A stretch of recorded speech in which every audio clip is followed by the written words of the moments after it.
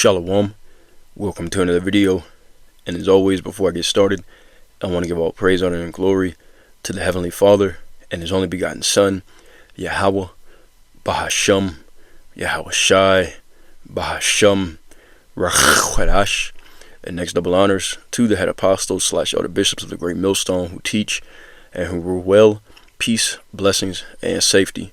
To all you sincere Akim, keep pushing, keep believing, and keep the faith, regardless of whether people hear or whether they forbear. Alright, so this is going to be a breakdown of Revelation, the 13th chapter. Alright, and we're going to go ahead and dive right into it.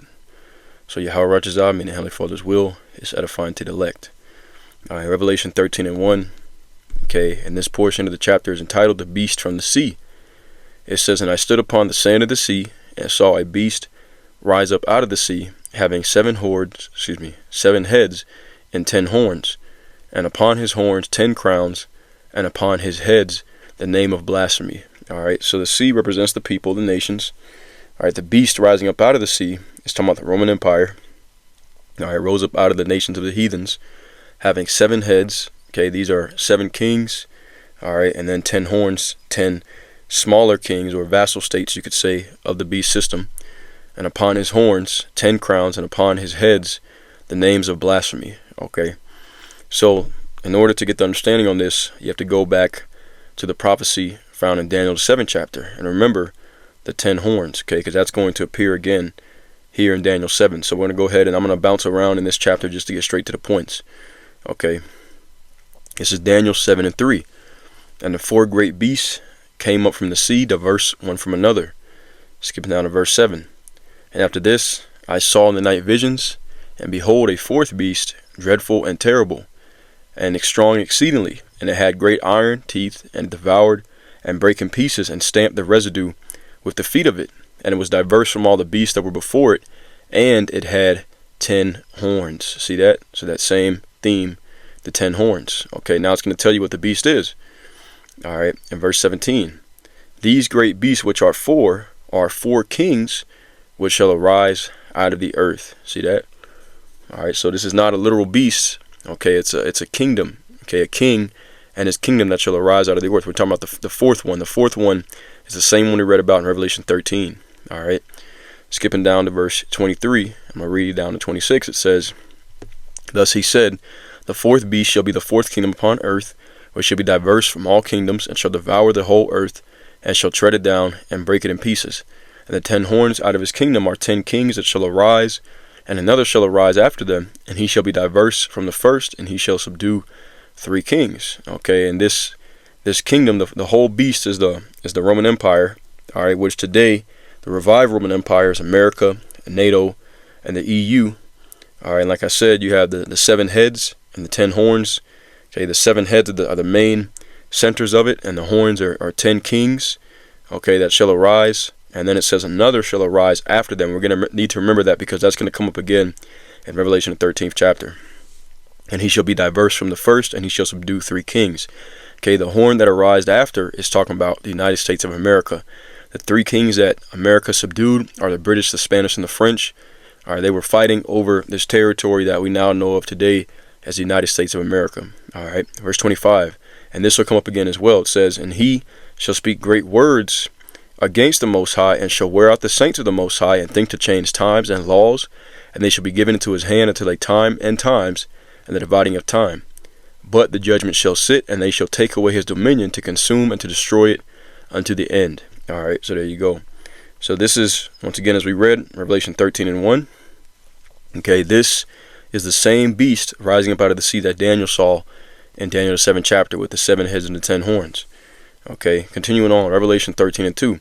And the beast which I saw was like unto a leopard, and his feet were as the feet of a bear, and his mouth as the mouth of a lion. And the dragon gave him his power, and his seat, and great authority. Okay, so the 4th beast, and what it's saying is that it took on the characteristics of the kingdoms before it. Okay, it tells you in Revelation 17th chapter, if I'm not mistaken, okay, that all of the beasts and the kingdoms of the earth had given their power over unto the 4th beast and unto the whore that rides on top of it, and that represents America. The 4th beast, once again, in today's time, being the revived Roman Empire, America, NATO, and the EU, with America sitting on top as Mystery Babylon, the daughter of harlots, the mother of harlots, the daughter of Babylon that rides on top of the beast. Okay, so, and like I said, it's not a super intense breakdown, but there's a lot of moving parts, and you have to kind of be used to picking out the prophetic codes, which I'm gonna try to make it as easy as possible for you to understand. All right, but so in this verse 2, okay, the dragon represents Esau and his Roman Empire. All right, and once again, we are in the second leg, all right, of the fourth beast, which is pretty much a reincarnation of the Roman Empire. Okay, and that is once again America, NATO, and the EU. All right, now let's get down to verse number 3. And I saw one of his heads, as it were wounded to death, and his deadly wound was healed, and all the world wondered after the beast. Okay, so, all right, the head that was wounded is going into ancient Rome. Okay, Rome was taken down. All right, and the Western Roman Empire at least was taken down in the 4th century. All right, 4th century CE, or the 5th century CE, and it was revived approximately 1,000 years later. All right, 14th or 15th century CE. All right, and that's also spoken of Revelation, the 20th chapter, which I got a breakdown on that as well.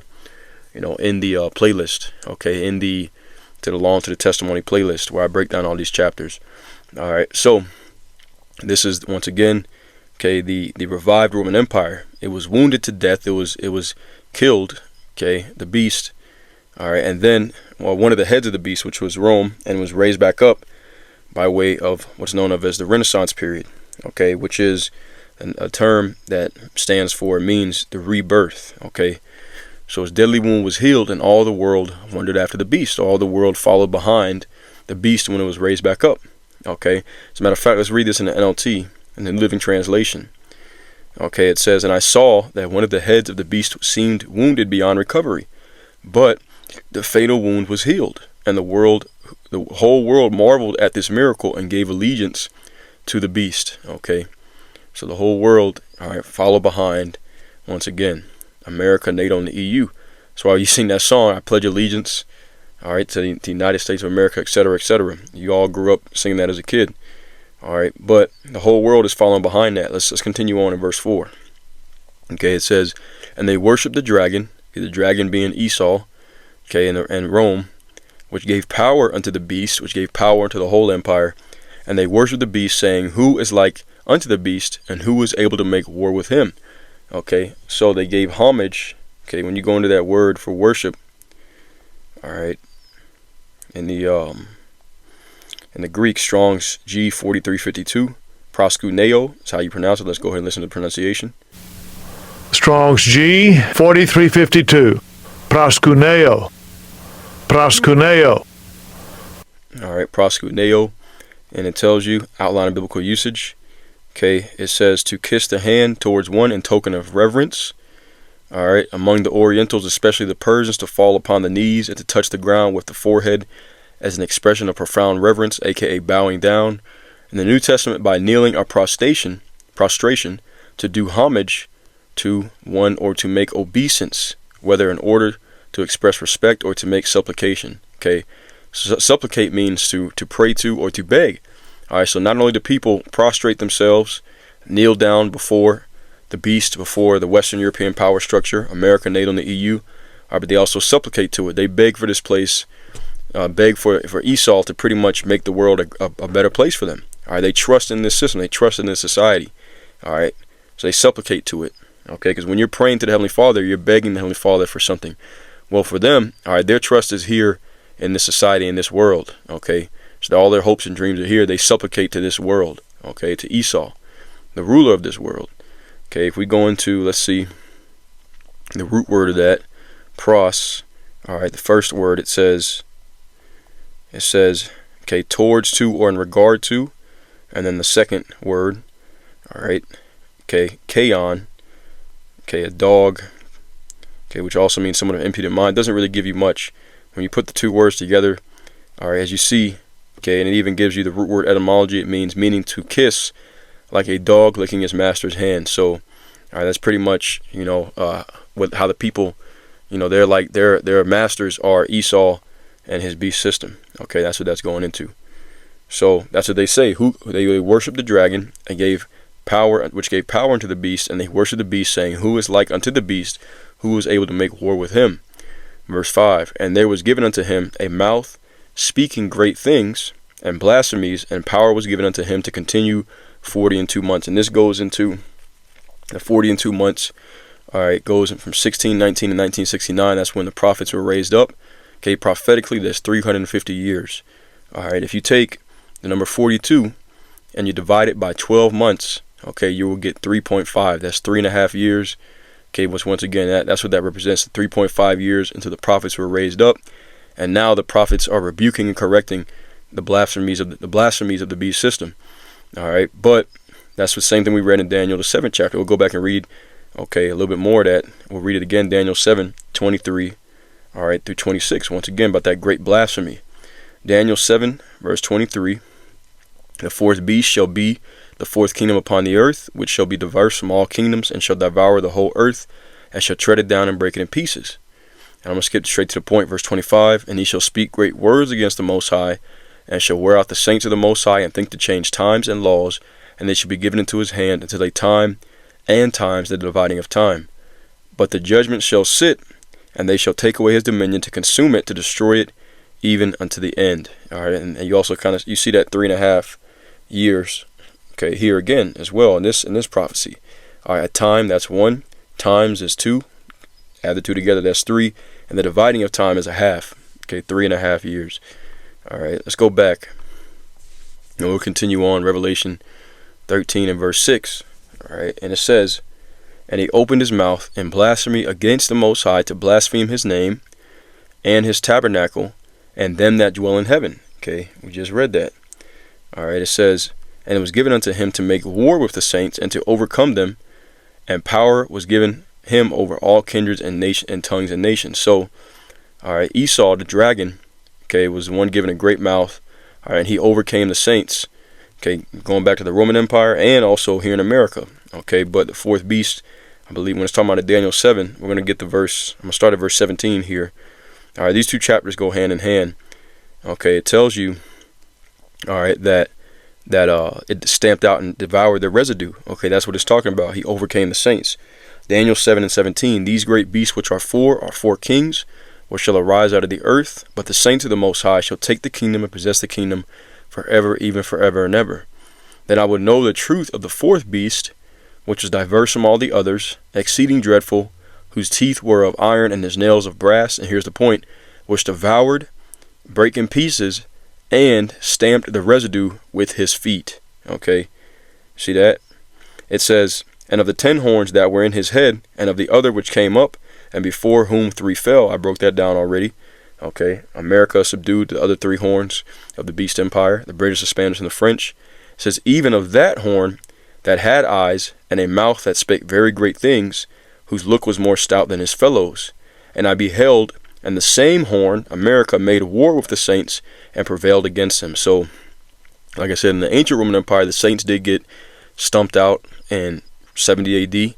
Okay, but, all right, here in America, that's where they really, got stumped out and lost their heritage and were completely overcome, all right, by the beast system, by the Roman Empire. Okay, the revived Roman Empire, which today, as I keep saying, America, NATO, and the EU. All right, with America sitting on top, the whore that rides on top of the beast.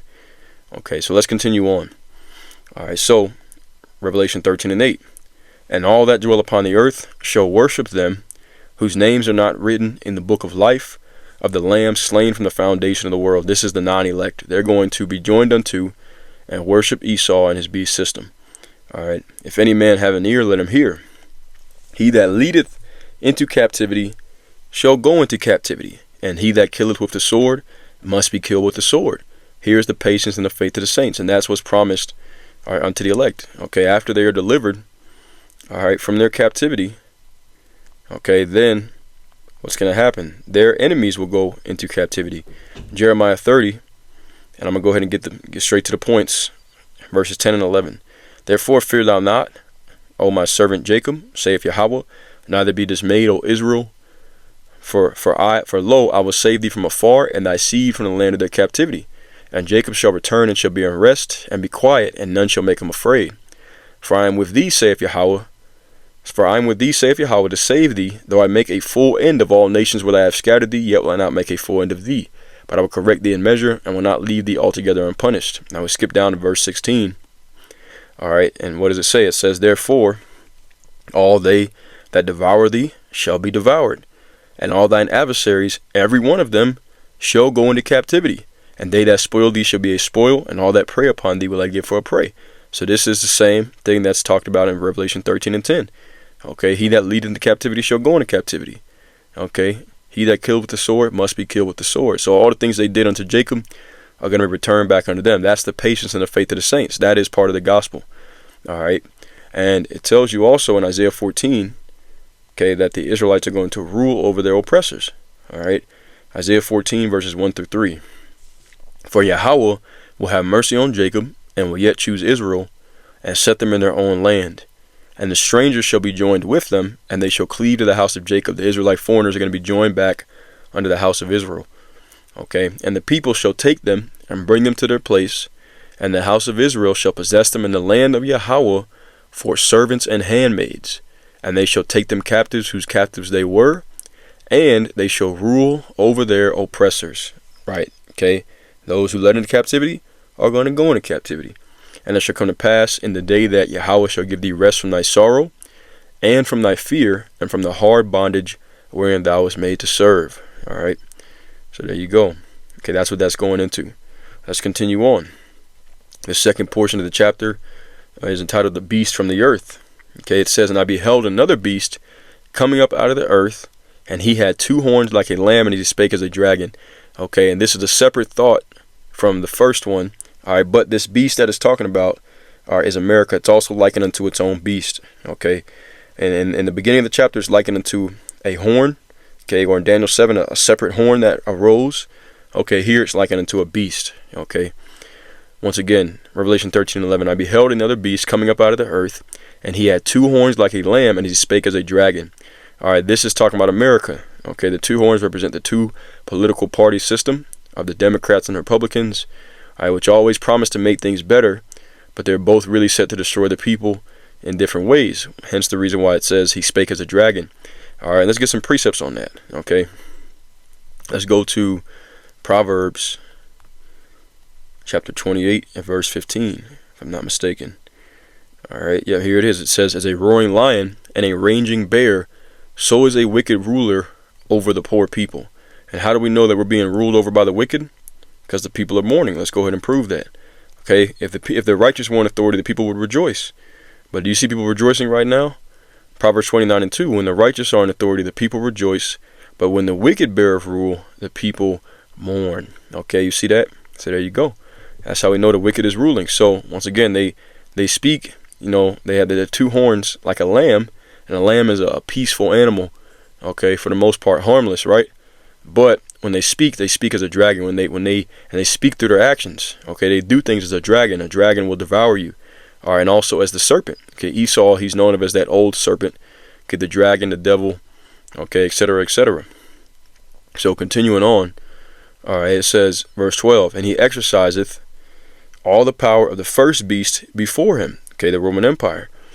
And causeth the earth and them which dwell therein to worship the first beast, whose deadly wound was healed. Okay, Rome was, once again, the Western Rome was taken down.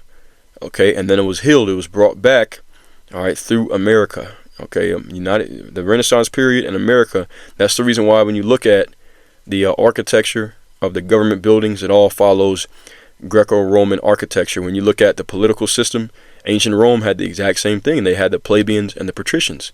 The plebeians would be the Democrats today. The patricians would be the Republicans today. And if I'm saying quoting that incorrectly, a brother can correct me on that. But I'm pretty sure I got that correct. All right. So this is pretty much Rome all over again. Roman Colosseums. They even had a TikTok trend. Okay, it's been going on for a while, where you have guys on TikTok talking about how often they think about the Roman Empire. The reason why is because we're living in the Roman Empire, and we actually believe that Donald J. Trump is Nero, reincarnated in the flesh. Okay, and we'll see though. Time will tell. But all right, let's continue on. Okay, I'm gonna read that again. And he exerciseth all the power of the first beast before him, and causeth the earth and them which dwell therein to worship the first beast whose deadly wound was healed. We got that word for worship, proskuneo, okay, to follow behind, to supplicate towards, to pay homage to give obeisance to. All right. Okay, so people are pretty much moving in the Roman manner of life. Okay, in today's time in America, we live like the Romans. Okay, in a modernized version, of course, but a lot of things are very similar. Okay, Revelation 13:13. It says, "And he doeth great wonders, so that he maketh fire come down from heaven on the earth in the sight of men." This was the bombing. America dropped the atomic bomb on Hiroshima and Nagasaki. Okay, that's that fire come down from heaven. All right, verse 14, it says, "And deceiveth them which dwell on the earth by the means of those miracles which he had power to do in the sight of the beast." Beast being, once again, okay, the Western European power structure, America, NATO, and the EU, with America sitting on top, all right, of the whole thing, of the whole beast. All right, saying to them that dwell on the earth that they should make an image to the beast which had the wound by a sword and did live. Okay, so Rome was, once again, it had the wound and it was brought back. It was rebirthed during the Renaissance period. All right, and through America and its customs, its policies, its way of life, people have been pretty much brought back into the Roman way of life. Okay, Romans, they were party people, known for their drunken orgies and all kind of different stuff. You see the same things going on here in America. Okay, even with the different holidays that we celebrate, so-called holidays. All right, Christmas goes back to the Roman holiday Sol Invictus, because the Romans were sun god worshippers, and they pushed those same pagan practices into today's time. They just changed the names of them. All right, and the Romans, they really borrowed their religions from the Greeks. The Greeks borrowed their religions from the Egyptians, ancient Egyptians, and the ancient Egyptians borrowed their pagan religions from the ancient Babylonians. Okay, which is hence the reason why America, all right, has many different spiritual titles. Okay, and a lot of those are listed. All right, spiritual, Babylon, the daughter of Babylon, mystery Babylon. Okay, spiritual Sodom and Egypt, as it says in Revelation, the 11th chapter. All right, because it's taken on the energy of all these previous kingdoms that came before it. Okay, but once again, the people, all right, they are deceived into, worshiping and paying homage to the beast. All right, let's get that word. "And they deceiveth them that dwelt on the earth by the means of those miracles which he had power to do in the sight of the beast." Okay, let's get that right quick. That word miracles. All right, Strong's G 4592. Strong's G 4592. Semayon. Semayon. All right, Semayon. Okay, and it says, "An indication, ceremony, or supernaturally, a miracle, a sign, token, or wonder." All right. Okay, it says, a sign, mark, or token, that by which a person or thing is distinguished from others and is known. Okay, think about that. When America shot those atomic bombs over and dropped them on Hiroshima and Nagasaki, all right, that distinguished America to where the nations were afraid. That's why we read earlier in the chapter, who could make war with the beast. Okay, they had that same reputation going back to the ancient Roman Empire and in today's modern day Roman Empire until recently. Okay, now that Russia has joined up forces with China, North Korea, Iran, etc., to go against it. And now also Russia, which has nuclear capabilities, is passing out nuclear weapons like candy to other nations. So they're not afraid of the beast anymore. But at one time, that was their mindset.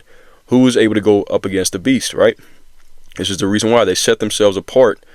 Okay, they distinguish themselves from other nations through their power, through their nuclear arsenal. Excuse me.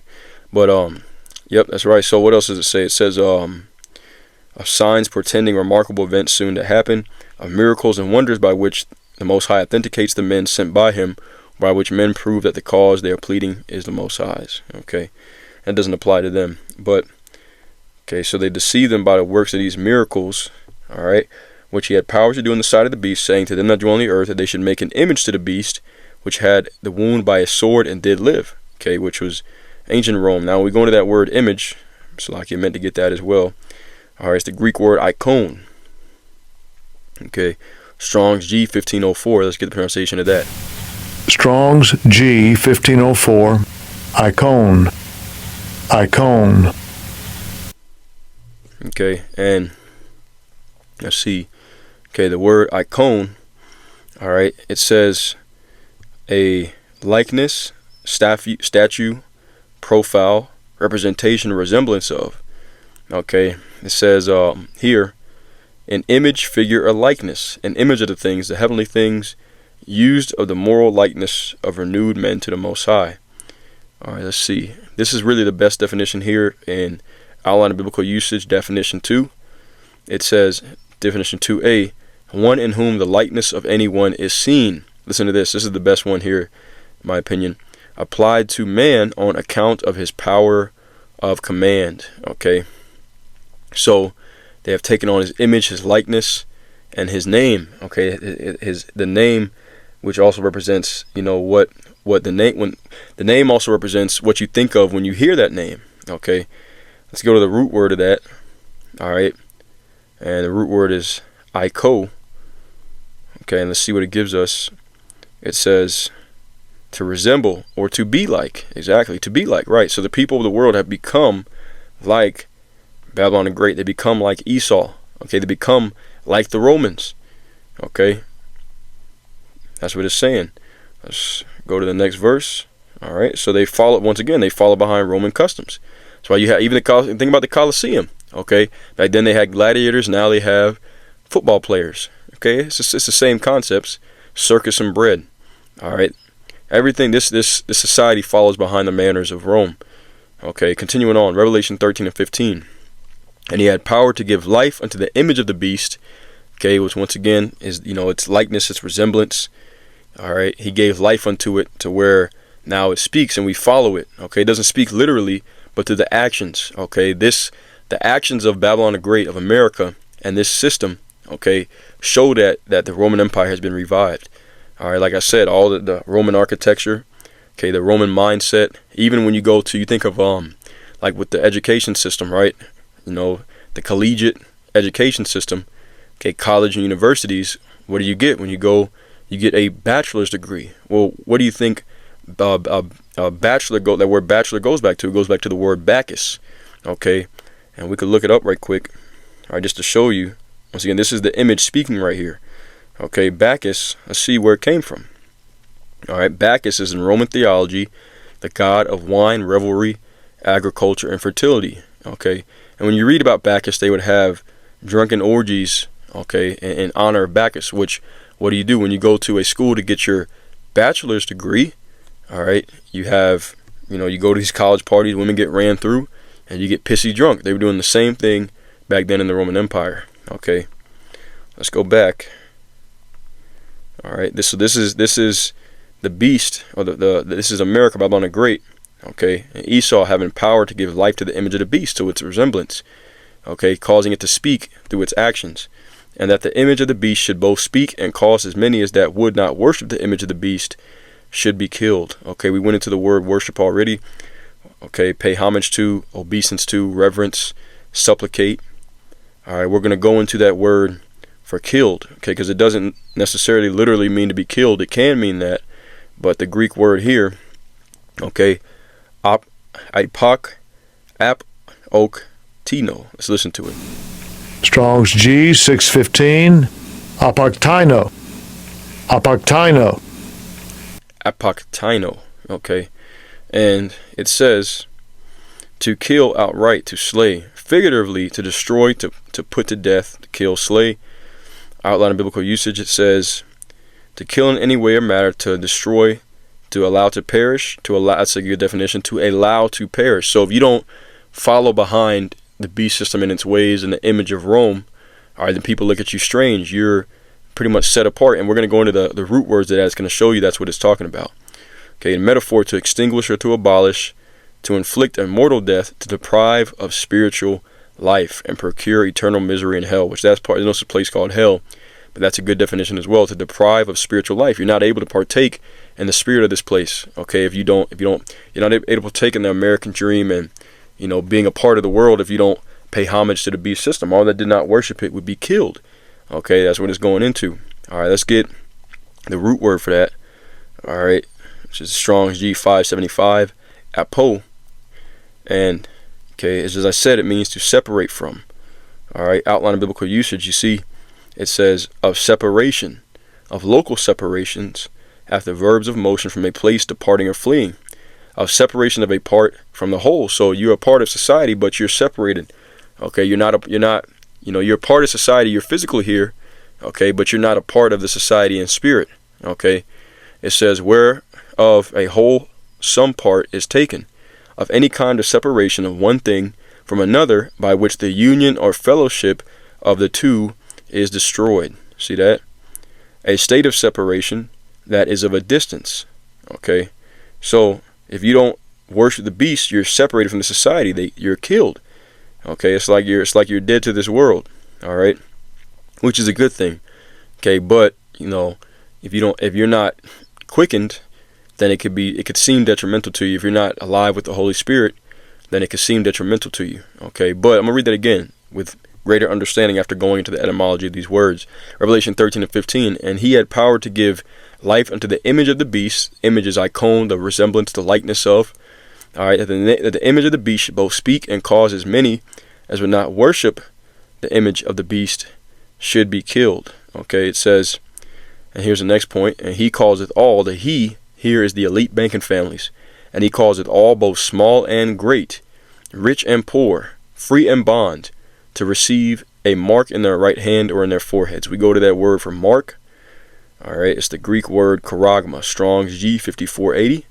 Okay, good pronunciation of it. Strong's G 5480. Charagma. Charagma. All right, there you go. And outline of biblical usage, Strong's definitions. It says charagma, from the same as Strong's G 5482, a scratch or an etching. So it doesn't tell you exactly what it is, but it gives you clues, okay, to what it is. And I'm going to tell you it's an RFID microchip that they're going to implant inside of you, and without it you would not be able to buy nor sell. This is the mark of the beast. It says a scratch or etching. That is the way that they're going to implement it. All right, they're going to pierce your skin, okay, via a syringe, as we're going to go into, okay, and it's a stamp or a badge of servitude. All right, let's keep reading.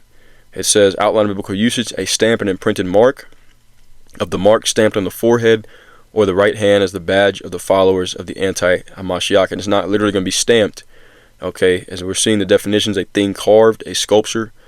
All right, so it's something that it's a physical thing, and they're going to scratch or etch it into you. And we go into the root word for this. All right, it's the word karax. Listen to that one as well. Strong's G 5482. Strong's G 5482. Charax. Charax.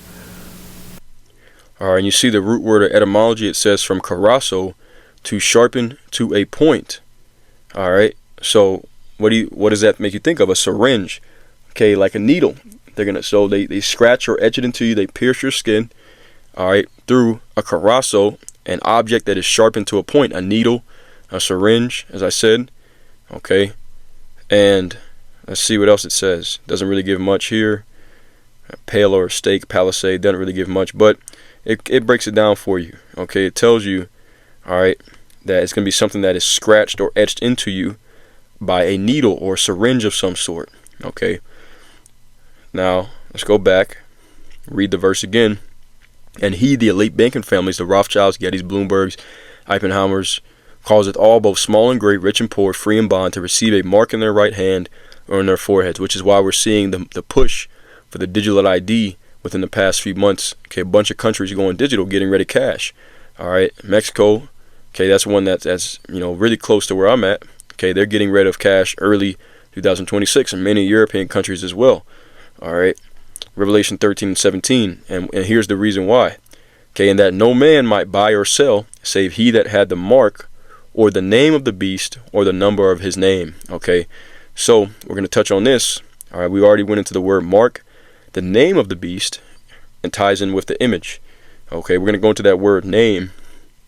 All right, and it's the word anoma, Strong's G 3686. Strong's G 3686. Anima. Anima. All right, anima, and let's see what it says. Okay, it says the name, literally or figuratively. Listen to this: the authority or character. That's what I said earlier. Everything that the name, it can be a literal name, or it can also be the authority or character of a person. All right, outline of biblical usage will give us more details on it. Okay, it says the name. All right, universal of proper names. Here's the point in definition 2. It says The name is used for everything which the name covers, everything the thought or feeling of which is aroused in the mind by mentioning, hearing, remembering the name. It says, i.e., for one's rank, authority, interest, pleasure, command, excellences, and deeds, etc. That lines up perfectly with what we read about the icon. Okay, the image. The image is his likeness, his resemblance. Okay, so for those who worship him, they have taken on his name. They've taken on, all right, his image. The same way that we've taken on, the image of Yahweh Shai. Okay, when we call ourselves Yasharallah, all right, which is the Hebrew way of saying Israel, that means Yah is he, Shar is prince, Allah is power. We take that name on, we're taking everything that name invokes. Okay, the sons of God, the princes of the power, which comes with heavenly authority. Well, it's the same thing for those who worship the beast. All right, they worship the image. Okay, they worship his system, his resemblance, his likeness. They've taken it on. They've also taken on his name.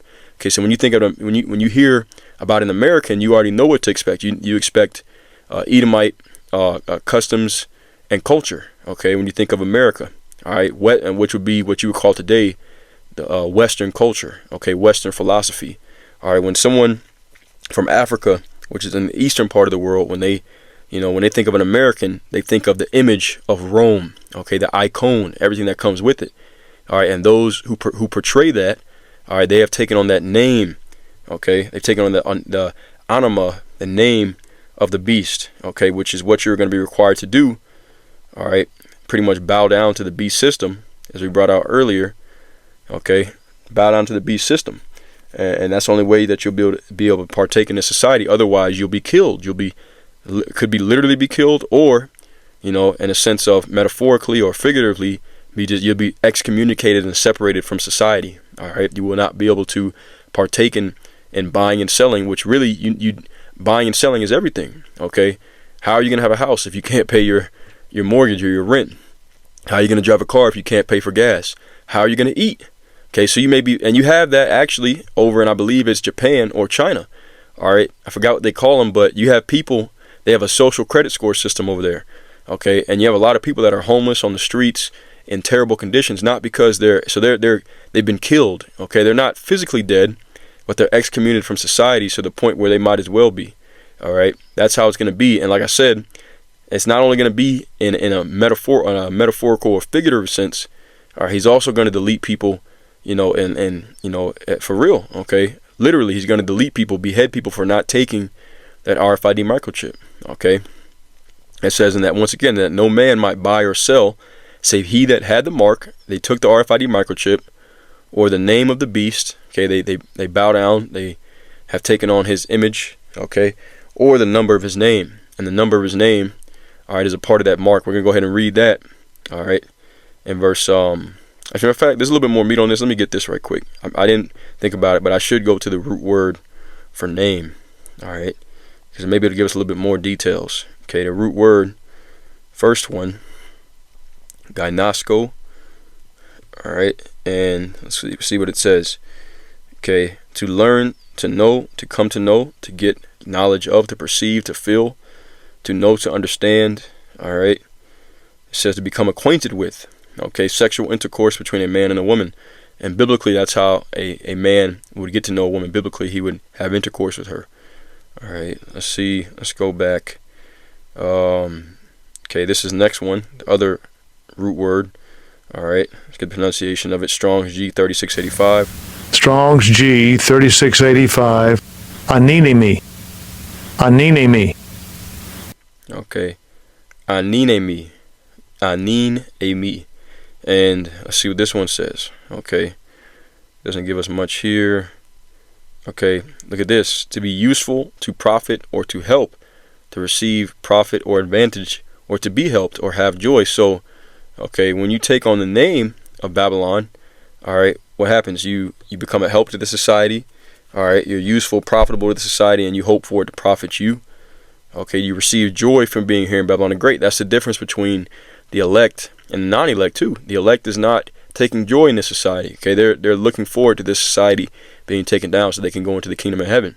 All right, and they're helpers under the society. What do you see with the 2/3 of our people? They try to help Esau. All right, they want to fight for Esau and for this world. over their own salvation. Okay, and the Most High said, he talks about those who help the wicked. Let's go ahead and go there right quick. All right, Isaiah 31, and I'm going to get verse 2 in the New Living Translation. Okay, and it reads, it says, in his wisdom Yahweh will send great disaster. He will not change his mind. He will rise against the wicked and against their helpers. And this is talking about the spiritual Sodom of Egypt. Okay, when you read the beginning of the chapter, it's going into, Egypt. Okay, which, like I said, you have ancient Egypt, but you also have the spiritual Sodom of Egypt spoken of in Revelation 11 and 8. That's where the Israelites are going to be delivered from. Another prophetic title for the daughter of Babylon, which is America. And I did a video on that not too long ago. If you need that video, put it down in the comment section. Where I lay out all the prophetic code names for America. All right, let's go back to, let's see. Okay, just to bring back the King James Bible Online. All right, so this is the root word for that, taking on the name, okay, of the beast. Let's continue on. Okay, Revelation 13 and 18. Here is wisdom. Let him that hath understanding count the number of the beast, for it is the number of a man, and his number is 666. Okay, to understand what this really means, all right, when you go into the word 666, okay, it's a Greek lettering, okay, chi, psi, stigma. Let's hear the pronunciation of it. Strong's G 5516. Strong's G 5516.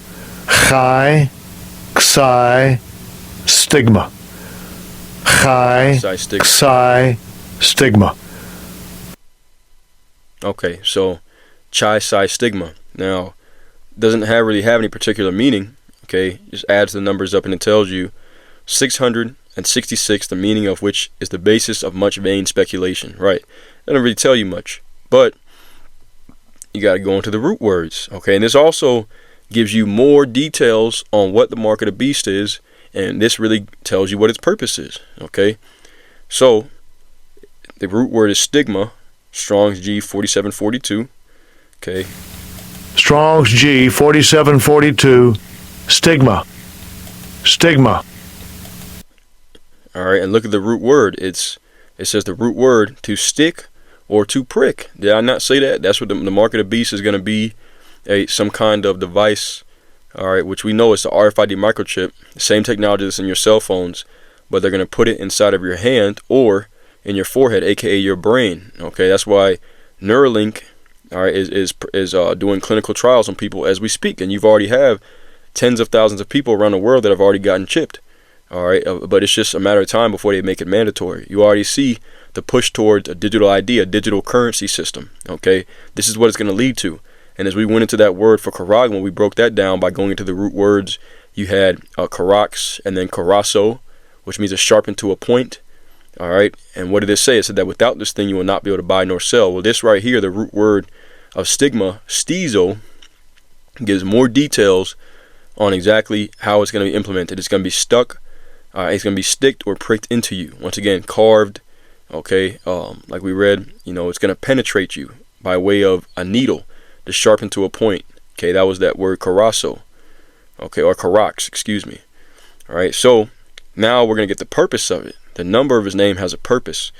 Okay, it says, from a primary stizo, to stick or to prick, a mark incised or punched for recognition of ownership. So just like, as I mentioned before, to get to know, when this is that word, the root word for name, anama, okay, and it said to know. All right, how does a man get to know his woman biblically? Okay, we read it. He has intercourse with her. Okay, he puts something inside of her. Well, that is Esau's way, all right, of having intercourse with the Most High's bride, with the Israelites. Okay, he's going to try to force this thing on you. He wants to put something inside of you.